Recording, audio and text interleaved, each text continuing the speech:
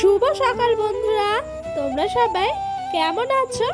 আশা করছি যে যেখান থেকে আমার ভিডিওটা দেখছো তোমরা সকলে ভালো আছো। তো তোমাদের আশীর্বাদ ভালোবাসায় আমরা অনেক ভালো আছি। তো আজকে ভিডিওটা শুরু করেছি 9:10 থেকে। আজকে হলো মঙ্গলবার।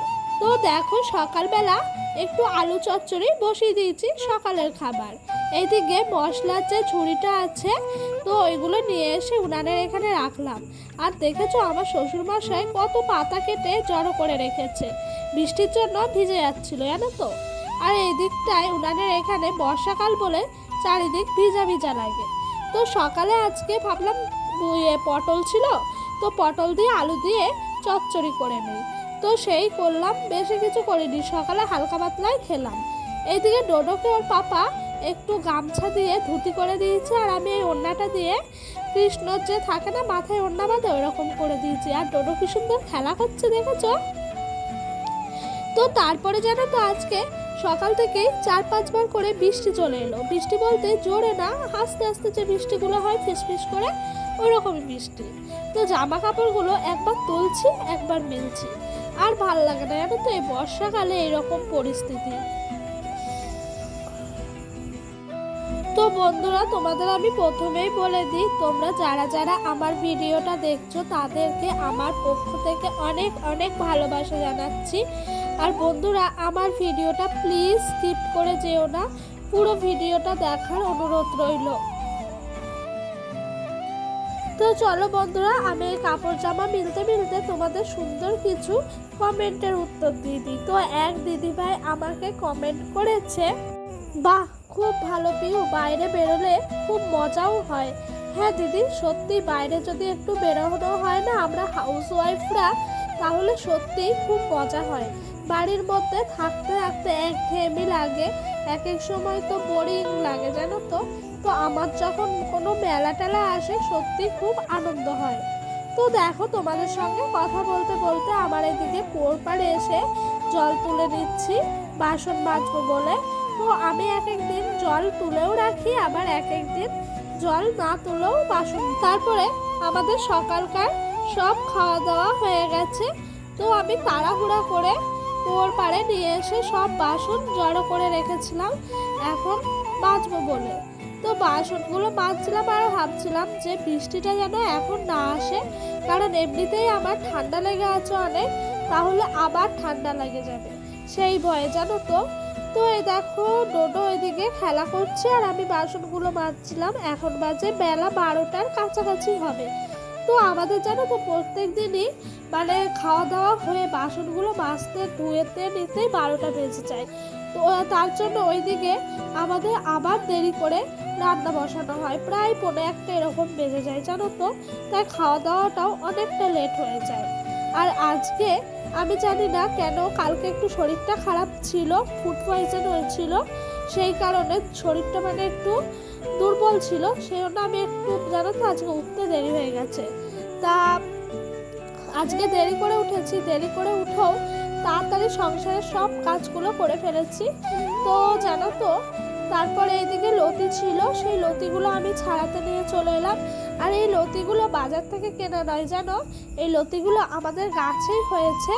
আমার শ্বশুরমশাই তুলে এনে লতিগুলোকে রেখে দিয়েছিল জড়ো করে অনেক দিনই। তো আমি বললাম কি আজকে একটু লতি চচ্চড়ি করা যাক, কারণ কি মাছ নিয়েছে তো ওর পাপা আজকে।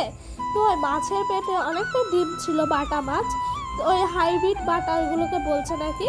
তো ওই বাটা মাছ দিয়ে বাটা মাছের ডিম দিয়ে লতি দিয়ে চচ্চড়ি খাবো। আমি কোনোদিন খাইনি, ডোডোর পাপা ওরা বলছে অনেক টেস্টি লাগে, সেই কারণে আমিও বললাম তাহলে ঠিক আছে আজকে লতি দিয়েই খাবো। আর লতি আমার ফেভারিট খাবার। তো তোমরা কারা কারা লতি চচ্চড়ির রেসিপি দেখতে চাও আমাকে কমেন্ট করে জানিও।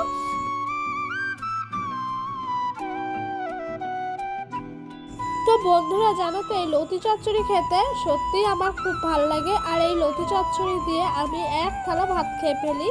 তো আজকে মানে এই লতি জানো তো শুকিয়ে শুকিয়ে গেছিলো, আজকে কাটছিলাম। আর শুকিয়ে গেলে না লতি ছাড়াতে খুবই কষ্ট হয় জানো তো। মানে এই লতি ছাড়াতে আমি আজকে বলছি বুড়ি হয়ে গেলাম। প্রায় 1.5 ঘন্টা কি 1 ঘন্টা আজকে আমার টাইম লেগে গেছিলো লতি ছাড়াতে গিয়ে। তারপর ডোডোর পাপা গাছ থেকে কিছু নারকেল পারলো। তো এই নারকেলগুলো কচি কচি ছিল জানো, তাই আমি ডোডোর পাপাকে বলছিলাম একটু চামচে করে তুলে দাও, আমি একটু নারকেল খাবো।